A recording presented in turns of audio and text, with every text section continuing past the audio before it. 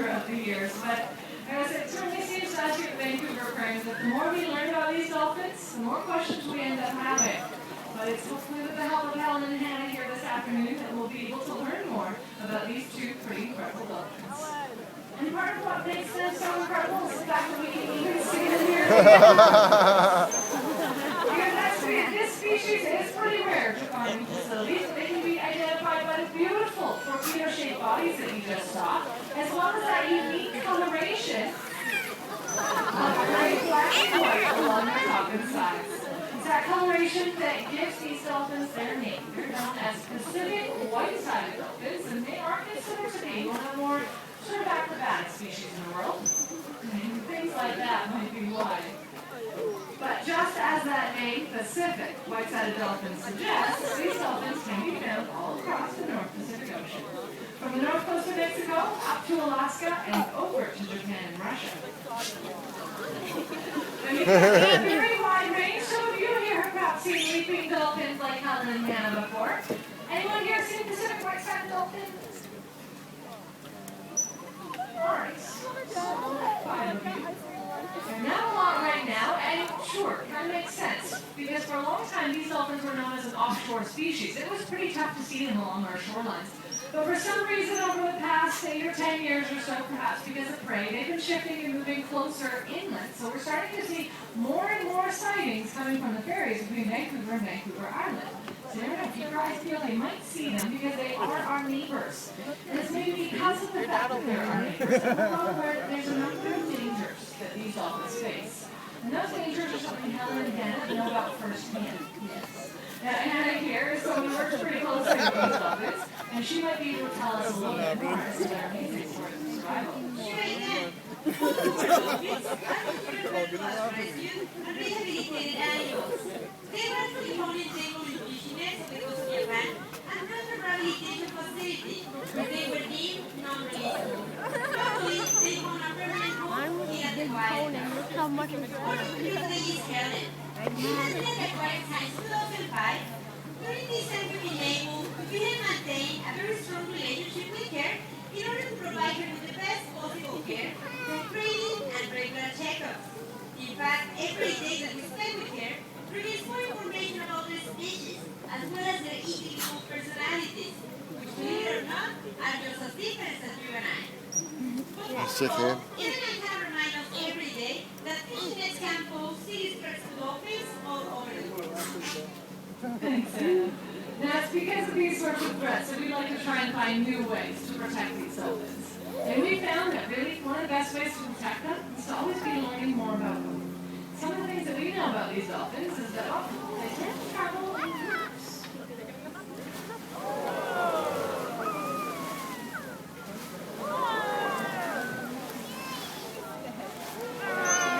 And sometimes those groups might be a little bit along the lines of what you just saw there, maybe just a couple of individuals, but sometimes those groups might be as many as 2,000.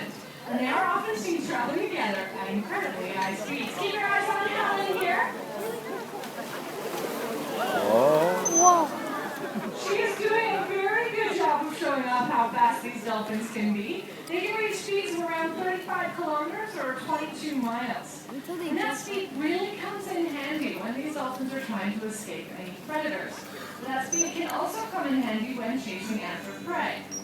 And speaking of prey, maybe you can shout out nice and loud, what do you think is a type of prey that dolphins like to eat? Fish, absolutely. And we know these dolphins expend huge amounts of energy chasing, catching, and eating fish. But the question we have here at Vancouver Aquarium is how much energy? Because of course, usually, when we tend to think of a dolphin, we tend to think of big leaps and acrobatics like this. But in order to determine how much energy it took for Helen to leap in quite that manner, we need to determine something known as a metabolic rate. Basically, that's how fast a dolphin's body converts calories from the food they eat into energy. And to determine the metabolic rates of Helen and Hannah, these two dolphins were trained to do something that might seem a bit strange for dolphins. They were trained to do this. Doesn't look like a lot of dolphins being still, but here's the thing. Our research started with trying to determine their resting metabolic rate. We wanted them to be still inside a piece of research equipment known as a metabolic dome. That dome is designed to float on the surface of the water. And as the dolphins breathe inside it, some hoses connect to a computer which measures how much carbon dioxide and oxygen they're breathing out. That computer does some fancy calculations and determines their resting metabolic rate. Eventually, researchers were able to determine how much energy these dolphins do use throughout a day and just how much fish they need to eat. It really can help to show us just how overfishing could be impacting this incredibly energetic species. So we are pretty incredibly lucky to be able to work so closely with Helen and Hannah, to be able to do research here that just couldn't happen anywhere else. But of course, we don't just do research here on site. We do research out in the field as well. And there, we have definitely seen that these dolphins are incredibly energetic, acrobatic, and playful, as we've seen from these pretty impressive displays both above and below the water. And as I mentioned, all of this energy comes from the food that they eat. And we found that they need to eat somewhere over 15,000 calories in a day per dolphin. That's a huge amount, but it makes sense because they are very social. They do travel great distances, and they do seem to have a higher sort of metabolic rate than a lot of other dolphin species. So incredibly energetic.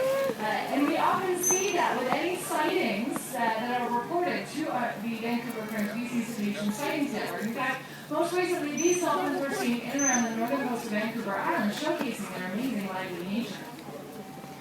So really, by taking a closer look at these things, we're seeing how overfishing really could be impacting these incredible species off of our coast. By now, maybe you are getting the idea that we are certainly, yes, learning a whole lot more about these dolphins here. We certainly do have a whole lot more questions. But one question that we're dedicated to answering is how can we help? As I mentioned, fishing pressures could end up having a huge impact on these dolphins. And of course, it's the knowing that's half the battle. Knowing that that's a problem means we can try and do something about it. And we can. Each and every time we might want to eat seafood. And yes, we do say you should still be eating seafood. In fact, how many of you like to eat seafood? You can admit it. The animals here can understand. Yeah, that seafood is pretty delicious, pretty nutritious. We like to eat it too. We just want to be able to eat it, and we would like you to eat it in a more sustainable sort of way. Which is why, in 2005, we started a program called Oceanwise. Now, if you look around the habitat, you might see these green signs located in different spots. You might see this symbol on the sign. It looks a bit like a fish on a dinner plate. Whenever you see that Oceanwise symbol next to any menu items at a restaurant or market, that tells you that one, that seafood was fished in a way that produces the accidental entanglement of dolphins like Helen and Hannah. But two, it also makes sure that we're not taking out too much fish. Some of you might have gotten a good look at Hannah's teeth there. They certainly like to eat quite a bit of fish, so we want to always leave enough behind for these dolphins to be eating off of our coast for years to come. So if you'd like to learn more about this nationwide program, you can visit oceanwise.ca. Or if you have an iPhone, iPad, there's an app produced by including Oceanwise. It's a free app as well, so be sure to take a look out for that. And though, yes, there's still a lot about dolphins like Helen and Hannah that is shrouded in mystery, it is with the help of these two lovely and splashy ladies. We've been able to learn so much more. But we also couldn't have done it without all of you. Just by coming through our doors today, because we are a non-profit cafe or gift shop, all that has gone right back to supporting research and conservation programs like Oceanwise and like that metabolic research. So on behalf of myself and our trainer Charlotte and Anna, and of course Helen and Hannah, thanks once again everyone for joining us. Please have a wonderful day, and here is a dolphin goodbye.